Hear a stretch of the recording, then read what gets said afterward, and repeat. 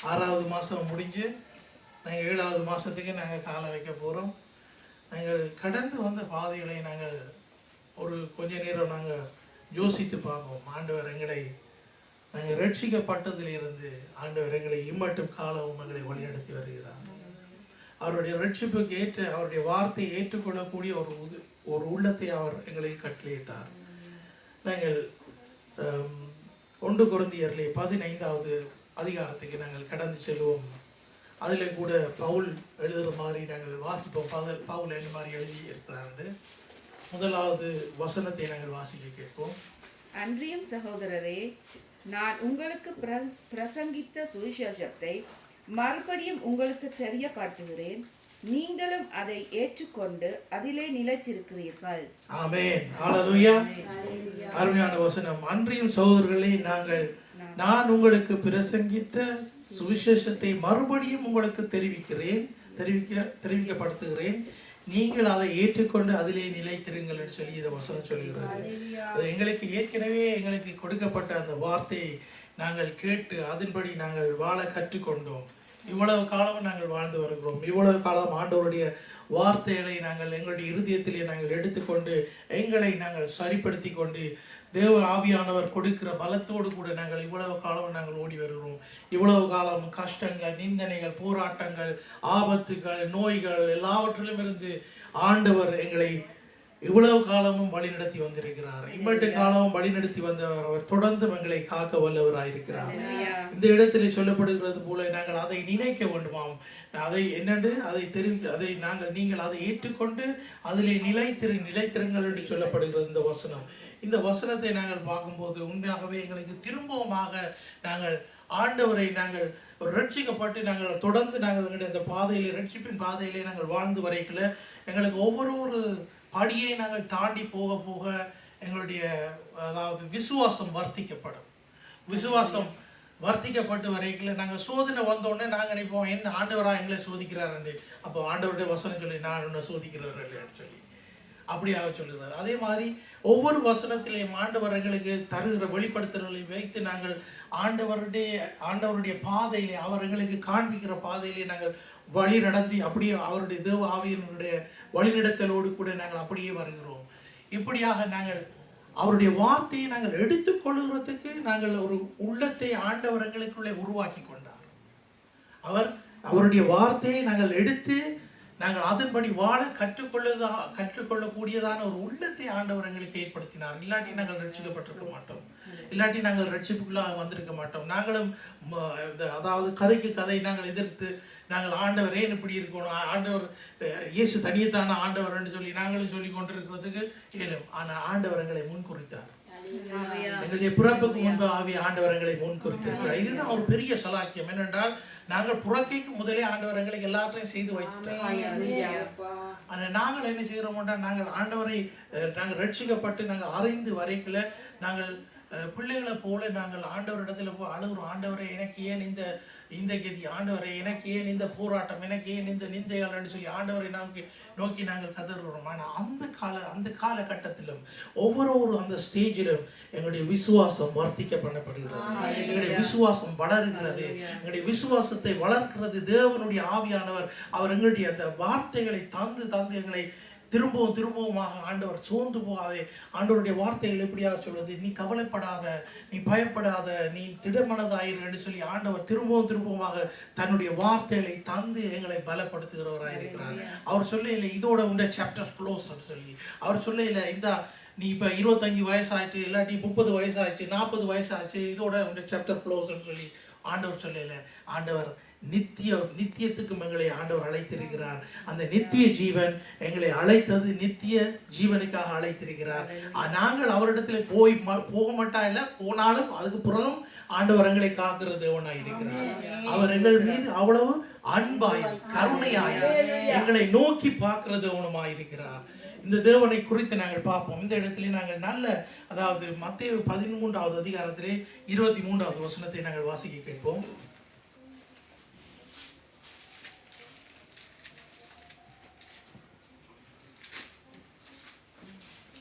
மத்தேயு 13வது அதிகாரம் 23வது வசனம். நல்ல நிலத்தில் விதைக்கப்பட்டவனோ வசனத்தை கேட்கிறவனும் உணர்கிறவனுமாய் இருந்து 100ஆகவும் 60ஆகவும் 30ஆகவும் பலன் தருவான் என்றார். ஆமென்.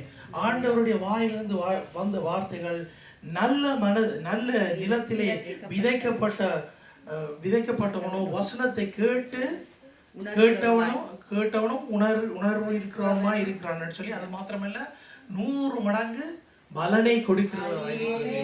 அப்ப நாங்கள் எல்லாரும் 100 மடங்கு பலன் கொடுக்காட்டி நாங்கள் இன்றைக்கு எங்க இருப்போம்? வீட்டை இருப்போம். நாங்கள் வீட்டை இருந்து என்ன செய்வோம்? எங்களோட வேலையெல்லாம் பார்த்து கொண்டு இருப்போம். அப்படித்தானே? நாங்கள் எங்களுக்கு எத்தனை வேறு வேலைகள் எல்லாம் இருக்குது. ஆனால் அந்த வேலைகளெல்லாம் நாங்கள் ஒரு பக்கம் வச்சுட்டு ஆண்டவருடைய சன்னிதானத்திலே நாங்கள் வரணும்.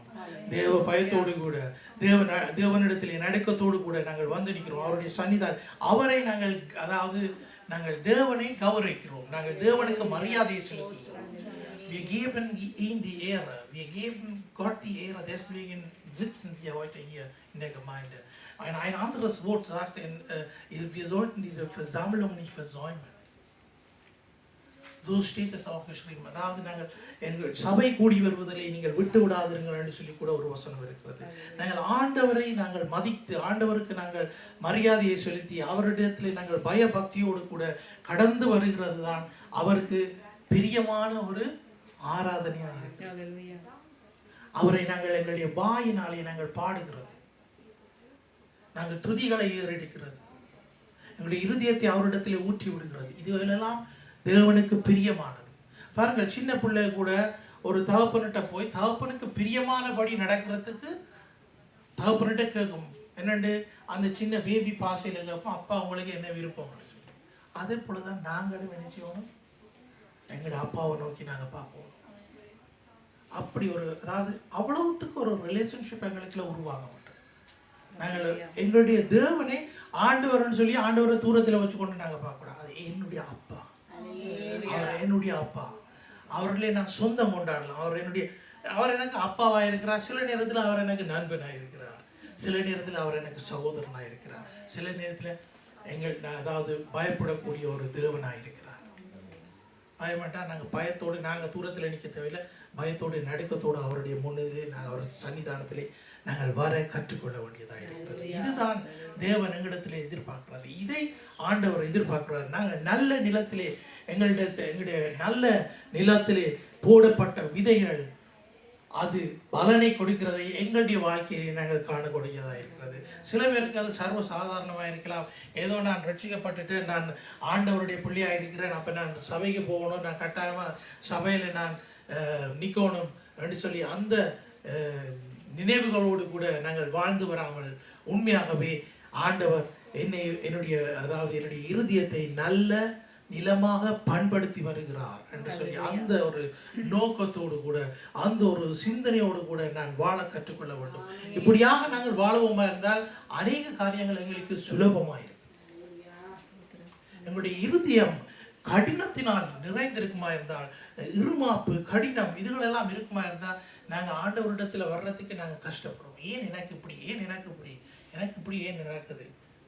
அப்படியா நாங்கள் இல்லாமல் உண்மையாகவே ஆண்டவரிடத்துல நாங்கள் எங்களுடைய இருதயத்தை ஊற்றி விடணும். ஆண்டவரே, நீர் என்னை பொறுப்படுத்திக் கொள்ளும், உம்முடைய வார்த்தைகளை நான் நீராக எடுத்துக்கொள்ளவும் அதன்படி வாழவும் நீர் எனக்கு கற்றுத்தருகிறீர்கள் சொல்லி ஆண்டவரை நோக்கி பார்க்கணும். இப்போ மத்தேயு அதிகாரத்திலே நாங்கள் 4வது அதிகாரத்திலே 23வது வசனத்தை நாங்கள் வாசிப்போம்.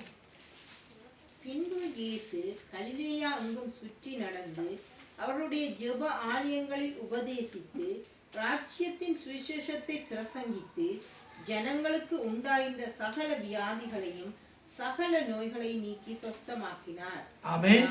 ஹல்லேலூயா. இயேசு கிறிஸ்து இப்படியாக செய்து வருகிறார். கலிலேயா முழுவதும் சுற்றி திரிந்து ஜெப ஆலயங்களை உபதேசித்து ராஜ்யத்தின் சுவிசேஷத்தை பற்றி பிரசங்கப்பட்டு வருகிறார். இந்த நேரத்திலே நடக்கிற காரியம் என்றால் ஜனங்கள் எல்லாரும் ஆண்டவரை நோக்கி பார்க்கிறார்கள். ஜனங்கள் எல்லாரும் ஆண்டவரை நோக்கி பார்க்கிறார்கள். இவர் வித்தியாசமான ஒரு ஆளாக இருக்கிறாரே, இவர் அதாவது ஜெபிக்கிற போது நோய்கள் ஜனங்களை விட்டு பிரிகிறது, அது மாத்திரமல்ல ஜனங்கள் குணமடைகிறார்கள் என்று சொல்லி அவர்களும் கூட ஒரு நோக்கத்தோடு கூட ஆண்டவரை இப்படியாக பார்த்திருக்கலாம். அந்த சுவிசேஷம் எங்களுக்கு கொடுக்கப்பட்டது. ஆண்டவர் அந்த நற்செய்தியை நாங்கள் கேட்டு ஆண்டவர் ஜீவிக்கிறார், ஆண்டவர் விடுவிக்கிறார், இயேசு உங்களை சுகமாக்குறார் என்ற இதுகளை எல்லாம் நாங்கள் கேட்டுத்தான் ஆண்டவரிடத்தில் நாங்கள் வந்தோம். எனக்கு இன்னொரு ஞாபகம் கொண்டு வருகிறது. நாங்கள் சிலோனில் இருக்கையில், ஜெஃப்னாவில் இருக்கையில், நாங்கள் அப்போ நான் சின்ன பிள்ளை, எனக்கு ஒரு 10 வயசு அப்படி இருக்கலாம், 10-12 வயசு. பகுதியாக கதைப்பாங்க ஊருக்கு, என்னடா அவங்களோட சபைக்கு வந்தால் காசு தருவாங்களே, அதுக்காக நீங்கள் போகிறீங்கன்னு சொல்லுவாங்க. காசு தர்றதும் ஒரு நன்மை தானே. ஆனால் ஆண்டைகளே எங்களே காசு ஆண்டவர் தர்றார், இந்த காசு இந்த உலகத்தோடு அழிஞ்சு போகுது.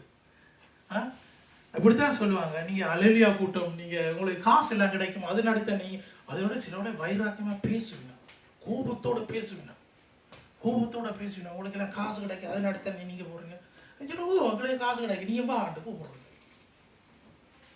ஆனால் பாருங்க, ஆண்டவர் இடத்துல வந்தா எங்களுக்கு என்ன ரட்சிப்பு, எங்களுக்கு மீட்பு, எங்களுக்கு சமாதானம், சந்தோஷம், எங்களுடைய அக்கிரமத்திலிருந்து எங்களுக்கு விடுதலை. இதுதான் அந்த நற்செய்தியா இருக்கிறது, இதுதான் அந்த சுவிசேஷமா இருக்கிறது. நாங்க இன்றைக்கு கூட, இப்ப கூட நாங்க ரோட்ல போவீங்கள, யாரையாவது நாங்க ஒரு நிமிஷம் அவரை கதைச்சு அவரோட கதைக்கு வழிகிட்டோமாங்க, யாராவது சொல்லுவாங்க எனக்கு இவ்வளவு பிரச்சனையா இருக்கு.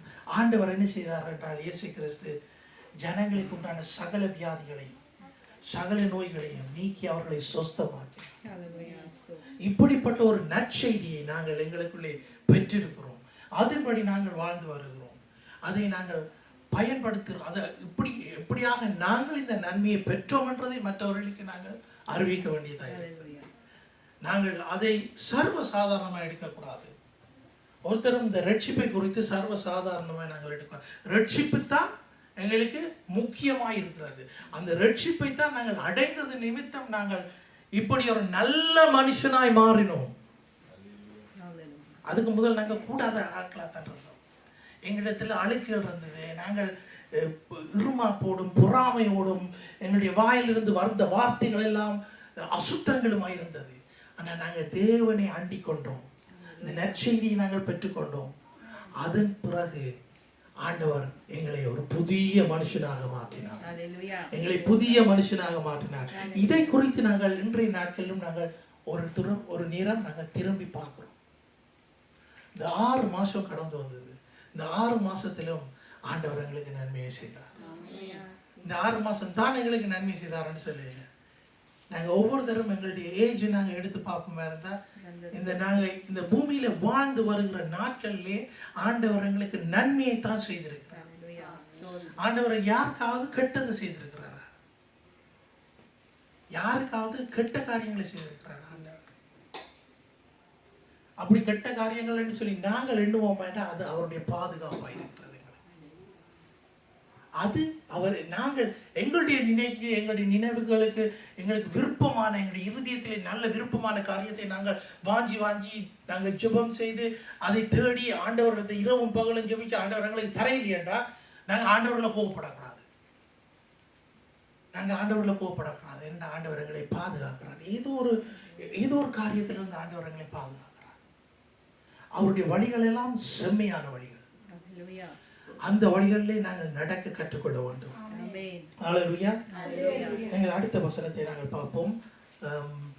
2வது வசனம், கொரிந்தியர்ல 15வது அதிகாரத்துல, நான் உங்களுக்கு பிரசங்கித்த பிரகாரமாய் நீங்கள் அதை கைக்கொண்டிருந்தால் அதனாலே நீங்கள் ரட்சிக்கப்படுவீர்கள். மற்றபடி உங்கள் விசுவாசம் விருதாவாய் இருக்குமே.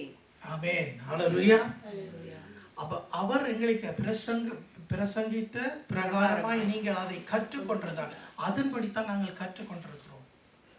நாங்கள் எங்களை திருத்துறதுக்கு இன்னும் இருக்குது. நாங்கள் எங்களுக்குள்ள தெரிந்து கொள்றதுக்கு எங்களுக்கு இன்னும் இடம் இருக்குது. ஆனாலும் அந்த வசனத்தின்படி நாங்கள் எங்களை திருத்திக் கொள்கிறோம். நாளுக்கு நாள் எங்களை திருத்திக் கொள்கிறோம். நாளுக்கு நாள் எங்களுடைய உள்ளான மனிதன் புதிதாக்கப்பட்டு கொண்டு வருகிறார். நாளுக்கு நாள் நான் இன்றைக்கு கேட்காத வசனம் நாளைக்கு நான் கேட்டேன்னா உண்மையாகவே ஒரு மாற்றம் எனக்குள்ளே உண்டாகும். நான் ஒரு வித்தியாசமாய் என்னுடைய சிந்தனைகள் வித்தியாசமாய் அமையும். அந்த சிந்தனையிலே பாவம் வருகுதுன்ற உடனே எங்களுக்கு பரிசுத்த ஆவியானவர் உணர்த்துவார். இப்படி யோசிக்காத, அப்படி நீ நினைக்காத, மற்றவர்களை குறித்து அப்படி நினைக்காத, மற்றவர்களை குறித்து நினைச்சு அப்படி பேசாத. அப்படியான ஒரு ஆண்டவர் எங்களோடு கொடுக்க அவருடைய வார்த்தைகள் உண்மையாக இருக்கிறது. அந்த வார்த்தைகள் எங்களோடு பேசும். அதிலே தான் நாங்கள் பாருங்கள் என்னது, மற்றபடி உங்கள் விசுவாசம் விருதாவா இருக்கு. நாங்கள் அதை செய்யறாட்டிக்கு எங்களுடைய விசுவாசம் விருதா, எங்களுடைய விசுவாசம் விருதா. கடைசி நாட்களிலே ஆண்டவர் வரும்போது ஆண்டவர் என்னத்தை கேட்பார்? விசுவாசத்தை காண்பேனோடு தான் கேட்கிறது. வசனம் விசுவாசத்தை காண்பேனோடு தான் கேட்கிறது. அந்த விசுவாசம் தான் எங்களுக்கு எல்லாமாக இருக்கிறது. அதுல தமிழ்ல நாங்க வடிவா அந்த விசுவாசத்தை நாங்கள் வடிவாக நாங்கள் பார்ப்போமா இருந்தால், அதாவது இந்த வசனத்தை அந்த வார்த்தையை குறித்து பார்ப்போம் என்றால் விசுவாசம். அந்த சுவாபத்துக்களே, அந்த சுவாபம் அதாவது எங்களுடைய சுவாசத்துக்களே இது அடங்கி இருக்க வேண்டியது. நாங்கள் எங்களுடைய சுவாசம் இந்த இடத்துல எங்களுடைய அதாவது எங்களுடைய உடம்புல இருந்து போனாலும் எங்களுடைய விசுவாசம் ஆண்டவர்ல இருக்கக்கூடியதா இருக்கு. நாங்கள் இந்த பூமியை விட்டு போனாலும் ஆண்டவர்ல எங்களுடைய விசுவாசம் இருக்கு. என்னன்னா மற்ற மாதிரி சொன்னா, நான் இறந்தாலும் நான் என்னுடைய மீட்பரை நான் சந்திப்பேன் என்று சொல்றோம். அந்த விசுவாசத்தோடு இருக்கும். இந்த அதாவது அழிகிறதான இந்த உடம்பு இந்த பூமியிலே விதைக்கப்பட்டு அழியாமைக்காக கடந்து செல்லும். கொரிந்தியர்ல 15 கடைசி பகுதியில வருது. கடைசி பகுதியில 44வது வசனத்திலிருந்து அப்படியே வாசிச்சுட்டு போகலாம். கடைசி பகுதியில வருது. இந்த அழியிற இந்த ஆத்மா, அதாவது ஆத்மாவா இந்த மாம்சம் விதைக்கப்படுகிறது, அழியாததொன்று எழும்புகிறது ஜீவனோடு கூட. ஆண்டவர் எங்களை இந்த உயிரோடு கூட வைத்திருக்கிற இந்த நாட்களிலே நாங்கள் தினமும் தேவனுடைய விசுவாசத்திலே நாங்கள் உறுதியாக நிற்க வேண்டும். அந்த விசுவாசத்திலே உறுதியாக நிற்க வேண்டும். இந்த கடுகளவு விசுவாசத்தை குறித்து தான் ஆண்டவர் சொல்லுகிறார். எவ்வளவுத்துக்கு ஆண்டவர்களை விசுவாசிக்கிறோம் என்ற எங்களுக்கு பிரச்சனைகள் வரும்போது எங்களுடைய விசுவாசத்தை நாங்கள் காணலாம். எப்படி நாங்கள் விசுவாசத்தில் நாங்கள் உறுதியாக நிற்கிறோம்னு சொல்லி யாக்கோபு புஸ்தகத்திலே 1வது அதிகாரத்தில் எழுதப்பட்டிருக்கிறது. உங்களுடைய விசுவாசம் சோதிக்கப்படுகிறதை குறித்து எழுதப்பட்டிருக்கிறது. அப்போ அவ்வளவுத்துக்கு நாங்கள் எங்களை ஒப்பு கொடுக்கணும் ஆண்டவரிடத்தில். ஆண்டவரே, என்ன நடந்தாலும் பரவாயில்ல, நீர் தான் எனக்கு தஞ்சம். இயேசு எனக்கு தஞ்சமா இருக்கிறார். இயேசுவினிடத்தில் நாங்கள் எல்லாவற்றையும் ஒப்பு கொடுக்கணும். என்னதான் நடந்தாலும் பரவாயில்ல, எங்களுக்கு விருப்பமான காரியங்கள் நடக்காட்டிக்கும் ஆண்டவரை நாங்கள் பிடித்துக் கொள்கிறதுக்கு நாங்கள் கற்றுக்கொள்ள வேண்டும். ஏன்னா எங்களுக்கு விருப்பமானது நடக்கல என்றோடனே நாங்கள் ஒரு கசப்பு உண்டாகும். எங்களுக்கு ஒரு கசப்பு உண்டாகும். அந்த கசப்பு நிமித்தம் நாங்கள் ஆண்டவரை விட்டு நாங்கள் கொஞ்சம் பின்னுக்கு போறதுக்கு நாங்கள் ட்ரை பண்ணுவோம். இருதயத்திலே கசப்போடு கூட நான் ஆண்டவரை நான் தேடலாம். நான் ஆண்டவரிடத்திலே நான் ஏதாவது எனக்கு வருஷம் தோறும் நான் ஜெபிச்சு கொண்டிருக்கிற காரியம் எனக்கு நிறைவேறாட்டிக்கு நான் ஆண்டவரோட சண்டை பிடிக்கலாம். ஆண்டவரோட சண்டை பிடிக்கிறதுக்கு நான் யார்? ஆண்டவரோட சண்டை பிடிக்கிறதுக்கு நான் யார்? அப்ப அவருக்கு எல்லாம் எங்களுடைய வாழ்க்கையிலே எல்லாவற்றையும் செய்து முடிச்சிட்டார். அப்ப நாங்க எங்களுடைய நாவினாலே அறிக்கையினாலே ஒவ்வொரு நாளும் நாங்க சொல்ல வேண்டியது, ஆண்டவரே, இன்றைய நாளைக்கான நன்மைகள் யாவற்றையும் நீர் எனக்கு செய்து முடித்தீர், அதுக்காக நன்றி. இதைத்தான் நாங்கள் சொல்லுவோம். எப்படியாக நாங்கள் வாழ வேண்டும். யோவான் 8வது அதிகாரம் 31-32 வாசிக்கிறோம்.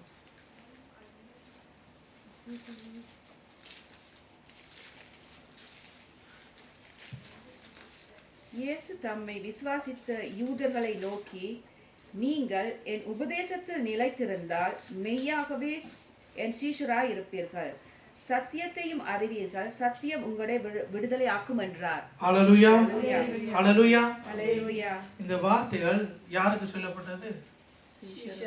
சீஷர்களுக்கு. நாங்கள் இப்ப நாங்கள் என்ன எப்படியா இருக்கிறோம்? ஆண்டவருடைய பிள்ளைகளா இருக்கிறோம். இந்த வார்த்தைகள் தனிய யூதருக்கும் தனிய சீஷருக்கும் தான் சொல்லப்பட்டது. இல்லாட்டி இந்த வார்த்தையை நான் இடத்துல எடுத்துக்கொள்ளலாமா? எங்களுக்குள்ள எடுத்துக்கொள்ளலாம். அப்போ எங்களுக்குள்ள எடுத்துக்கொள்ளணும்னா நாங்கள் என்னட்டு நாங்கள் என்ன செய்யணும்? எல்லாட்ட கையிலையும் பைபிள் இருக்கு தானே, நாங்கள் வாசிப்போம். இயேசு, நாங்கள் எல்லாரும் ஒரு வார்த்தையை வாசிப்போமா? இயேசு தம்மை விசுவாசித்த யூதர்களை நோக்கி, நீங்கள் உபதேசத்தில் நிலைத்திருந்தால் மெய்யாகவே என் சீஷராய் இருப்பீர்கள், சத்தியத்தை அறிவீர்கள், சத்தியம் உங்களை விடுதலையாக்கும் என்றார். ஆமென். அல்லேலூயா சொல்லுவோமா? அல்லேலூயா. சத்தியத்தை அறிவீர்கள், சத்தியம் உங்களை விடுதலையாக்கும். சத்தியத்தை அறிவீர்கள், சத்தியம் உங்களை விடுதலையாக்கும். யாராவது பைபிள் சத்தியம் இல்லைன்னு சொன்னா நீங்க சொல்ல வேண்டியது, இதுதான் எனக்கு தெரிஞ்ச சத்தியம், என்ன குழப்பாது. இப்பத்திய காலத்துல குழப்புறதுக்குன்னு சொல்லி ஒரு பகுதி, ஒவ்வொரு ஜெனரேஷனையும் எடுத்துக்கொள்வோம் மாட்டா. ஒவ்வொரு ஜெனரேஷனுக்கும் நான் உங்களுக்கு ஏற்கனவே உங்களுக்கு இந்த ஒரு ein Bild in Gedanken. In jeder Generation kommen, sagen wir mal, hunderte von Leute, 100 Leute werden errettet. Von den 100 werden 50, sage ich mal, ungefähr standhaft sein. Und die anderen 25 werden durch die falsche Lehre irgendwo weg sein. Ja? Das heißt, für die 50 Leute freut sich der Himmel. Für die 25 auch, aber die sind mit ihren eigenen Problemen unterwegs, weil die nicht standhaft haben. Die können nicht im Herrn glauben, das Glauben befestigen. Wir machen jetzt gerade, wir gucken jetzt gerade, wie das in Vergangenheit war und wie wir das einmal Rückblick haben, wie das ist, wie wir zum Glauben gekommen sind. Das kann man immer wieder mal ein bisschen immer wieder vorführen. Wo war ich? Wo bin ich jetzt? Nicht mit meiner Bildung, sondern geistliche Ebene. Wir sehen nur mit unserem menschlichen Auge, aber seht das mal durch eine geistliche Auge, wie das jetzt momentan auf dieser Welt ist. அதாவது நாங்கள் தேவனுடைய வார்த்தைகளை நாங்கள் எங்களுக்குள்ள எடுத்துக்கொள்ளும் போது ஆண்டவர் எங்களை தன்னுடைய பாதையிலே வழிநடத்துகிறவராய் இருக்கிறார். நாங்கள் ஆவிக்குரிய ரீதியிலே கண்களை திறந்து பார்ப்போமா இருந்தால் எப்படியாக இந்த உலகம் போய்கொண்டிருக்கிறது தெரியும். ஏற்கனவே சொல்லி ஒரு பிரசங்கத்தில் நான் சொன்ன மாதிரி ஒரு 100 பேர் ரட்சிக்கப்படுறாங்க. இந்த 100 பேர்ல 50 பேர் ரட்சிக்கப்பட்டு உண்மையாகவே நித்திய ஜீவனுக்களாக கடந்துடுறாங்க. அதுல மற்ற 50ல ஒரு 25 என்னண்டு புலையான பூதங்களை கேட்டு புலையான வழியில போயிடும். மிச்சம் 25 இது எழுதப்பட்டதை தான் நான் சொல்றேன். நான் ஒன்றும் புதுசா சொல்லல. உங்களுக்கு விதை விதைக்கிறவனை பற்றி அந்த உவமையை பற்றி நான் உங்களுக்கு ஞாபகப்படுத்துறேன். அந்த விதை விதைக்கும் போது அது நல்ல நிலங்களிலே விதைக்கப்பட்ட விதைகள் தான் கனிகளை கொடுத்தது. இப்படியாக இந்த நல்ல நிலத்தை குறித்து ஆண்டவர் இந்த உவமையை இயேசு கிறிஸ்து போதித்திருக்கிறார். இதை நாங்கள் கூட வாசித்திருக்கிறோம், இதை பிரசங்கமாயும் செய்திருக்கிறோம், நாங்கள் பிரசங்கமும் கேட்டிருக்கிறோம். அப்ப நாங்க எங்களை எந்த நேரம் எங்க பார்க்கணும்? நல்ல நிலத்துல விதைத்த விதைகளாய் எங்களை நாங்கள் பார்க்க வேண்டும். யாராவது உங்களுக்கு ஏதாவது கஷ்டமான காரியங்களை நீங்கள் விரும்பிக் கொள்வீங்களா? நல்ல காரியத்தை நீங்க விரும்பிக் கொள்வீங்க. நான் நல்லா இருக்கணும், என்னுடைய உடம்புல நல்ல சுகம் இருக்கணும், நான் நல்லா படிக்கணும், நான் நல்லா பிற்காலத்தில் இருக்கணும்னு சொல்லி அப்படித்தான் நாங்கள் நல்ல காரியத்தை தான். அதே மாதிரி தான் ஆண்டவருடைய வார்த்தைகள் எங்களுடைய இருதயத்திலே இந்த நல்ல விதைகள், நல்ல நிலத்திலே விதைக்கப்பட்ட விதைகளாய் நாங்கள் கனி கொடுக்க வேண்டும். அப்ப நாங்கள் நாங்கள் ஆண்டவருடைய வார்த்தையை கேட்டுட்டு அப்படி எங்களுக்குள்ள மூடி வைக்காம எங்கள்கிட்ட இருந்து நாங்கள் மற்றவர்களுக்கு நல்ல காரியங்களை நாங்கள் கற்பிக்க வேண்டும். நாங்கள் இந்த உலகத்தில் வாழ்ந்து கொண்டிருக்கிறோம், எங்களை சுற்றி இருக்கிறதெல்லாம் கெட்ட காரியங்கள். இந்த உலகம் எல்லாம் பொய்யான காரியங்களுக்குள்ளாக தான் போய் கொண்டிருக்கு. sei es Arbeit, sei es Schule, sei es irgendwo anders, Freunde, Feinde, Verwandtschaften, die sind alle irgendwie falsch. Es gibt keine, ஆண்டவர் சொல்லியிருக்கிறார், அதாவது ஆண்டவர் இந்த பூமியை நோக்கி பார்க்கும்போது நல்ல செய்கிறவர் ஒருத்தரும் இல்லை என்று தான் சொல்லப்பட்டிருக்கிறது. நன்மை செய்கிறவர் ஒருத்தரும் இல்லை. ஆண்டவருடைய சுபாவங்கள், ஆண்டவருடைய காரியங்கள் எங்களுக்குள்ளே வர வேண்டும் என்றால் நாங்கள் என்ன செய்வோம்? ஆண்டவரை போல மாறுவோம். நாங்கள் இந்த வார்த்தை நிமித்தம் நாங்கள் ஆண்டவரை போல மாறுவோம். நாங்கள் சொல்லிடாது உலகத்தில் நான் உங்களுக்கு இன்னொரு இதை சொல்லி தர்றேன். அதாவது நீங்கள் இதெல்லாம் உங்களுக்கு தெரிஞ்சதுகள் தான், அதை நான் உங்களுக்கு திரும்ப ரிமைண்ட் பண்ணுறேன். ஒரு நல்லா பாட்டு படிக்கிறவர், நல்லா சினிமா நடிக்கிறவர், நல்லா ஒரு பிஸ்னஸ் நடத்துகிறவர், அவர் ஏதாவது ஒரு காரியத்தில் உடனே செய்வார்னா, நான் இவ்வளவு காசு நான் ஏழு கொடுக்குறேன்னு சொல்லி ஏழைகளுக்கு உதவி செய்கிறதுக்கு அவங்க முன்னுக்கு வந்து அதை பெருசாக நியூஸ் பேப்பரில் போடுவாங்க, நியூஸில் சொல்லுவாங்க, இப்படியெல்லாம் செய்வாங்க. அப்போ உடனே எங்களோட யோசனையில் பாருங்க இவ்வளோ காசை கொடுத்து இப்படியான நன்மைகளை செய்கிறவங்க என்னன்னு சொல்லுவோம்? நல்ல மனுஷன். ஆண்டவருடைய பார்வைக்கு அவர் அருவருப்பான காரியங்களை செய்து போட்டு நல்ல மனுஷனாக நடிச்சுக்கொள்ளலாம் உலகத்துக்கு. ஆனால் நல்ல மனுஷனாக இருக்கிறவன் கிறிஸ்துவை உடையவன் தான் நல்ல மனுஷனாக இருக்கிறான். அல்லேலூயா. எத்தனை பேர் ஆமென் சொல்லுவீங்க? அப்போ நாங்கள் எல்லாரும் என்ன நல்லவர்கள் தானே? எத்தனை பேர் உறுதியா சொல்லுவீங்க ஆண்டவரோட நான் இருக்கிறேன்னு சொல்லி? நாங்கள் எல்லாம் ஆண்டவர் எங்களை நன்மையான காரியத்தில் இருக்கிறார். நாங்கள் எல்லாம் நல்லவர்கள். நாங்கள் நன்மை, இயேசு கிறிஸ்து நன்மை தெரிகிறவராய் சுற்றி திரிந்தார். அப்ப நாங்க நன்மை செய்கிறவராய் சுற்றி திரியணும். அப்படியா தான் இருக்கணும். நாங்க இப்படியா? நாங்க யாக்கோபுல 2வது அதிகாரம் 14வது வசனத்தை வாசிக்க கேட்போம். என் சகோதரரே, ஒருவன் தனக்கு விசுவாசம் உண்டென்று சொல்லியும் கிரியைகள் இல்லாதவனானால் அவனுக்கு பிரயோஜனம் என்ன? அந்த விசுவாசம் அவனை ரட்சிக்குமா? அதாவது அந்த விசுவாசத்திலே கிரியை இல்லாமல் ஒன்றுமே இல்லை. இந்த விசுவாசம் கிரியை நடப்பிக்கப்படும். கிரியை இல்லாத விசுவாசம் செத்தது, அப்படியாக சொல்லப்படுகிறது. அப்ப நாங்கள் அந்த எங்களுடைய விசுவாசம் ஆண்டவரிடத்திலே நாங்கள் வைக்கிற விசுவாசம் உறுதியாக இருக்க வேண்டும். என்ன பிரச்சனை வந்தாலும், என்ன துன்பங்கள் வந்தாலும், என்ன நாசா மோசங்கள் வந்தாலும் எங்களுடைய வாழ்க்கையிலே நான் ஆண்டவரிலே வைத்த விசுவாசத்தை விட்டு நான் அதாவது விட்டு விலகக்கூடாது. அவர் இறுதி வரை ரட்சிக்கிறவராயிருக்கிறார். அவர் கடைசி வரை எங்களோடு இருக்கிறவராயிருக்கிறார். நாங்க இந்த உலகத்தை விட்டு பிரிஞ்சாதான் எங்களுடைய சாப்டர் இங்க க்ளோஸ். ஆனா அங்க ஓபன் பண்ணப்படும். அப்ப ஆண்டவர் எங்களுக்கு அங்கேயும் இருக்கிறார். ஆண்டவர் அவர் எங்களை அங்க விட இல்லை. அவர் நித்திய ஜீவனுக்களாக தங்களை அழைத்து செல்கிற தேவன். அவரோடு கூட தான் நாங்க இருப்போம்.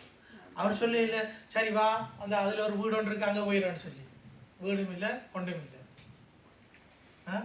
ஆண்டவர் சொல்லுறார், என்னன்னு சொல்லுறேன், நான் போய் உங்களுக்கு வீடுகளை ஆயத்தப்படுத்துறேன்னு தான் சொல்றேன். ஆனா கற்களால கட்டின வீடுகளை நாங்க கட் பண்ணக்கூடாது. வாசஸ்தலங்கள். அப்ப ஆண்டவர் எல்லாத்தையும் எங்களை உருவாக்க முன்பாகவே ஆண்டவர் எல்லாவற்றையும் எங்களை செய்து முடிச்சிட்டாரு. அங்க போக மாட்டோம், எல்லாம் செய்து முடிச்சாச்சு. அப்படிப்பட்ட ஒரு தேவனை நாங்கள் அடைந்திருக்கோம். ஆமென். அடுத்த வசனத்தை நாங்கள் வாசிக்க கேட்போம். 13 நான் அடைந்ததும் உங்களுக்கு பிரயத்தனமாக ஒப்புவித்ததும் என்னவென்றால், கிறிஸ்துவானவர் வேத வாக்கியங்களின்படி நமது பாவங்களுக்காக மரித்து அவர் மரித்து அடக்கம் பண்ணப்பட்டு வேத வாக்கியங்களின்படி 3ஆம் நாளில் உயிர்த்தெழுந்து. ஆமென். அல்லேலூயா. இந்த உயிர்த்தெழுது ஆண்டவர் இயேசு கிறிஸ்து மரித்ததும் உயிர்த்தெழுததையும் நாங்கள் என்ன செய்வோம்? நாங்கள் விசுவாசித்தபடினால் நாங்கள் ரட்சிக்கப்பட்டோம். ரோமர் 9வது அதிகாரம் 10வது அதிகாரம் 9வது 10வது வசனம். என்னுடைய இருதயத்திலே நான் விசுவாசித்து வாயினாலே அறிக்கை பண்ணி என்னவென்றால், கர்த்தராகிய இயேசுவை நீ உன் வாயினால் அறிக்கையிட்டு தேவன் அவரை மருத்துவலிருந்து எழுப்பினார் என்று உன் இருதயத்திலே விசுவாசித்தால் ரட்சிக்கப்படுவாய். நீதி உண்டாக இருதயத்திலே விசுவாசிக்கப்படும், ரட்சிப்பு உண்டாக வாயினாலே அறிக்கை பண்ணப்படும். ரட்சிப்பு உண்டாக வாயினாலே அறிக்கை பண்ணப்படும். அதாவது நாங்கள் ஒவ்வொருத்தரும் நாங்கள் ரட்சிப்பு உண்டாகணும் என்று சொல்லி நாங்கள் எங்களுடைய வாயினாலே நாங்கள் அறிக்கை பண்ணின காரியம் கிறிஸ்து மரித்தோரிலிருந்து எழுப்பப்பட்டார். அல்லேலூயா. இதை நாங்கள் அறிக்கை விட்டு தான் நாங்கள் ஞானஸ்தானத்துக்குள்ளாக நாங்கள் கடந்து சென்றோம். இவ்வளவு சிம்பிளான வேலை. இந்த காரியத்தை இந்த ஸ்டெப்பை செய்யறதுக்கு எவ்வளவோ போராட்டங்கள், எவ்வளவோ எதிர்ப்புகள், அதுக்கு பிறகுதான் மனிதன் இதுக்கால கடந்து வருகிறான். கிட்டடியில் ஒரு படம் ஒன்று என்னுடைய ஃபோட்டோ ஒன்று என்னுடைய கையில் கிடைச்சது. அதில் ஞானஸ்தானம் எடுத்தவர்கள் அதில் நின்றார்கள். பப்பாவும் நின்றார். அப்போ அதில் பார்த்தா நிற்கிற ஆக்களை கவனிக்கக்கூடியதாக இருக்கு. அப்போ இப்போ நினைக்கிறேன் சில வேளையில் 10 வருஷத்துக்கு மேலேயே இருக்கலாம். அப்போ அந்த ஞானஸ்தானம் எடுத்தவர்களை நான் அந்த படத்தை பார்க்கல எனக்குள்ள இருந்த சந்தோஷம் என்னென்னா எவ்வளோ பேரும் ரட்சிக்கப்பட்டு இருக்கிறாங்க இன்னும் அது கூட பார்க்கக்கூடியதாக இருக்கிறது. அதாவது அந்த விசுவாசம், நாங்கள் தேவன் மேல் நம்பிக்கையாக இருந்து அவர் மேல் நாங்கள் வைத்த விசுவாசம் தான் எங்களை இவ்வளவு காலமும் வழி நடத்தி வருகிறது. அல்லேலூயா. அவர் தொடர்ந்து எங்களை வழி நடத்த வல்லவராக இருக்கிறார். இதை நாங்கள் திரும்பவுமாக இப்போ ஒரு வருஷத்துக்கு ஒரு கத்தன்னு நாங்கள் ரிமைண்ட் பண்ணி பார்க்கலாம். நான் எப்படியாக ரட்சிக்கப்பட்டேன், அந்த ரட்சிப்பிலே நான் எவ்வளவு போராட்டங்களை சந்தித்தேன், எவ்வளவு பிரச்சனைகள், நான் எத்தனை தரம் நான் இல்லை எனக்கு தேவையில்லைன்னு சொல்லி கூட நினைச்சிருப்பேன். ஆண்டவர் எனக்கு தேவையில்லை, நான் இந்த பாட்டில் வாழ்ந்துட்டு போகலாம் அப்படியே நான் நினைச்சிருக்கலாம், அப்படியெல்லாம் நாங்கள் சிந்திச்சிருக்கலாம். ஆனால் ஆண்டவர் தன்னுடைய சித்தத்தின்படி அவர் எங்களை முன்குறித்ததின்படி எங்களை மீட்டுக் கொண்டிருக்கிறார். அல்லேலூயா. நாங்கள் மத்தேயுவிலே 12வது அதிகாரத்திலே 40வது வசனத்தை நாங்கள் வாசிக்க கேட்போம். யோனா இரவும் பகலும் 3 நாள் ஒரு பெரிய மீனின் வயிற்றில் இருந்தது போல மனுஷகுமாரனும் இரவும் பகலும் 3 நாள் பூமியின் இதயத்தில் இருப்பார். ஆமென். அவர் இப்படியாக இருந்து அவர் திரும்பவுமாக ஆண்டவர் இயேசு கிறிஸ்து என்ன செய்தார்? திரும்பவுமாக உயிர்த்தெழுந்தார். அந்த உயிர்த்தெழுந்ததிலே இருந்த சந்தோஷம் அதாவது ஆண்டவரோடு கூட நாங்களும் எங்களுடைய பழைய மனிதன் அடைக்கப்படப்பட்டு கிறிஸ்துவிலே புதிய சிருஷ்டியாக நாங்களும் தேவனிடத்திலே நாங்கள் எங்களை அர்ப்பணித்திருக்கிறோம். தேவன் அப்படியாக எங்களை எழுப்பி இருக்கிறார். அல்லேலூயா. கடைசியாக ஒரு வசனத்தை நாங்கள் வாசிப்போம். ரோமர் 6வது அதிகாரம் 4வது வசனத்தை நாங்கள் வாசிப்போம். மேலும் பிதாவின் மகிமையினாலே கிறிஸ்து மரித்தோரிலிருந்து எழுப்பப்பட்டது போல நாமும் புதிதான ஜீவன் உள்ளவர்களாய் நடந்து கொள்ளும் படிக்கு அவருடைய மரணத்துக்குள்ளாக்கும் ஞான ஸ்நானத்தினாலே கிறிஸ்துவுடனே கூட அடக்கம் பண்ணப்பட்டோம். நாங்களும் கிறிஸ்துவோடு கூட அடக்கம் பண்ணப்பட்டோம். ஞானஸ்தானத்திலே நாங்கள் கிறிஸ்துவோடு கூட அடக்கம் பண்ணப்பட்டு நாங்கள் புதிய சிருஷ்டியாக, புதிய மனுஷனாக, புதிய மனுஷியாக ஆண்டவர் இயேசு கிறிஸ்துவிலே நாங்கள் எழுப்பி இருக்கிறோம். நாங்கள் புதிதான காரியங்களை ஆண்டவர் எங்களுக்கு தந்தார். அவருடைய ரட்சிப்பு எங்களுக்கு உண்மையாகவே மேன்மை பாராட்டுறதுக்கு அது ஒரு நல்ல ஒரு காரியம். சில பாட்டுகள்ல கூட வருகிறது, ரட்சிப்பை நான் மேன்மையாக நான் பார்க்கிறேன். அவர் ரட்சிப்பு இல்லாட்டிக்கு எனக்கு கொண்டு வரல, அவர் என்னை ரட்சித்திருக்கிறார். நாங்கள் கடந்த நாட்கள் கூட ஆண்டவர் எங்களுக்கு கணக்கு காரியங்களை செய்திருக்கிறார். ஆனால் இந்த ரட்சிப்பை குறித்து நாங்கள் அவருக்கு நன்றி செலுத்துவோம். நாங்கள் எல்லாரும் எழுந்து நிற்போம். எல்லாரும் எழுந்து நின்று நாங்கள் தேவனுக்கு நன்றி செலுத்துவோம். ஆண்டவரே, நீர் என்னை ரட்சித்தீரே, என்னை ரட்சித்ததுக்காக உமக்கு நன்றி என்று சொல்லி உடைய வாய்களை திறந்து தேவனுக்கு நாங்கள் நன்றி செலுத்துவோம். பரிசுத்தமுள்ள பிதாவே, உம்மை சோதரிக்கிறோம், துதிக்கிறோம் ராஜா. தேவாதி தேவனே, உமக்கு நன்றி செலுத்துகிறோம். சர்வ வல்லவரே, உம்மை சோதரிக்கிறோம், துதிக்கிறோம் ராஜா. நன்றி. எல்லாரும் வாய்களை திறந்து நன்றி சொல்லுங்க. ஆண்டவர் உங்களை ரட்சித்ததுக்காக ஆண்டவருக்கு நன்றி சொல்லுங்க. ஆண்டவர் இந்த பாவ உலகத்திலிருந்து எங்களை மீட்டு கொண்டதுக்காக ஆண்டவருக்கு நன்றி சொல்லுங்க. ஆண்டவர் இன்னுமா எங்களை காக்க வல்லவராய் இருக்கிறார். நாங்கள் அவருக்கு நன்றி சொல்லுவோமாக. பரிசுத்தரே உம்மை ஸ்தோத்திரிக்கிறோம், துதிக்கிறோம். தேவாதி தேவனே உம்மை ஸ்தோத்திரிக்கிறோம். சர்வ வல்லவரே உமக்கு நன்றி செலுத்துகிறோம் ராஜா. ஆண்டவரே நீர் இருக்கிறவராய் இருக்கிறதுக்காக நன்றி செலுத்துகிறோம் ராஜா.